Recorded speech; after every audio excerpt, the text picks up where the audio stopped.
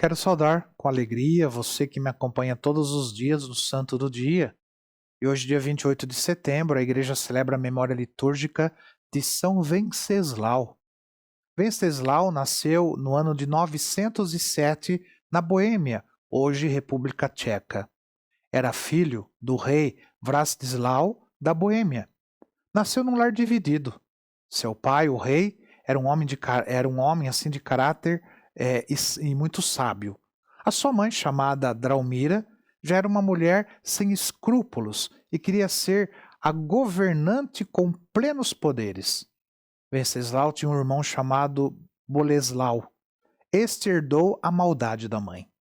Venceslau herdou a fé e a bondade do pai. Além disso, foi criado por sua avó paterna chamada Ludmila.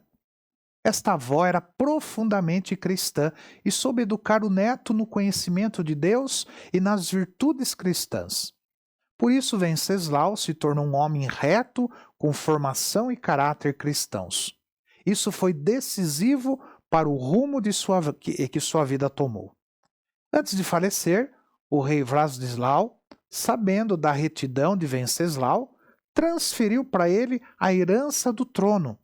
Isso enfureceu a rainha Draumira, que almejara o poder. Ou então, que o poder passasse para seu filho Boleslau, sem escrúpulos como ela. Como nada do que ela queria aconteceu, ela tomou o poder e começou a perseguir violentamente os cristãos com seus poderes de rainha. Seu primeiro ato foi fazer com que o cristianismo não fosse mais a religião oficial do reino. Os representantes provinciais do reino, porém, fizeram valer a vontade do rei. Eles depuseram a rainha Ludmila e elevaram Venceslau ao trono. Seu primeiro ato como rei foi restabelecer o cristianismo como religião oficial do reino, alegrando o coração da avó Ludmila. Quando a rainha Draumira soube disso, ela ficou enlouquecida e tramou a morte da sogra. Contratou assassinos que a mataram estrangulada enquanto rezava. Depois disso, ela começou a tramar a morte do seu filho, o agora rei Venceslau. Como rei, São Venceslau se destacou pela bondade e pelas virtudes cristãs. Em pouco tempo, o povo passou a vê-lo como um verdadeiro líder e um exemplo de vida. Ele pessoalmente se dedicava ao cuidado dos pobres, dos doentes, dos necessitados, levando a eles não só ajuda material, como também a palavra de fé e esperança. Sua fama cresceu mais ainda quando, para evitar uma guerra e grande mortandade, ele propôs duelar pessoalmente com o duque chamado Radislau, opositor ferrenho do seu governo cristão. Os dois marcaram dia e hora e compareceram no campo de duelo. Radislau era um dos guerreiros mais experientes e atacou com a sua lança. Os relatos narram que o duque iria ferir São Venceslau de morte. 2 anjos apareceram e ordenaram que ele parasse o ataque. O momento foi tão forte que o duque caiu do cavalo. Ao se levantar, já era um homem transformado.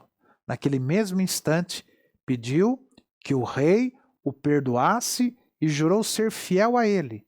São Venceslau o perdoou e o reino entrou numa era de muita paz. O povo passou a amar mais ainda o rei Venceslau.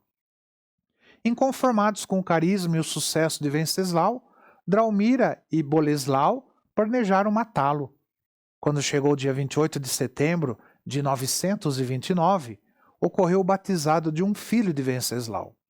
Num dado momento, quando todos festejavam, o rei São Venceslau foi à capela para rezar e agradecer. Foi então que Draumira avisou a Boleslau que a hora tinha chegado. Boleslau dirigiu-se à capela e matou o irmão a punhaladas no altar da capela. Foi uma tragédia que consternou todo o reino e países vizinhos. A rainha Draumira, porém, não teve tempo de aproveitar o trono roubado do filho, pois dali a poucos dias o trágico acidente tirou sua vida. O irmão Boleslau não teve melhor sorte. Ele foi julgado e condenado por um imperador chamado Otton I. O corpo de São Venceslau foi enterrado na igreja de São Vito, na cidade de Praga. Desde então, o povo passou a venerá-lo como santo. Tanto na Boêmia como a Polônia, a Hungria, o adotaram como padroeiro. No século XVIII, aconteceu a sua canonização, e o dia 28 de setembro, dia da sua morte, ficou marcado como o dia da sua festa. São Venceslau, rogai por nós. Que o Senhor te abençoe, em nome do Pai, do Filho e do Espírito Santo. Amém.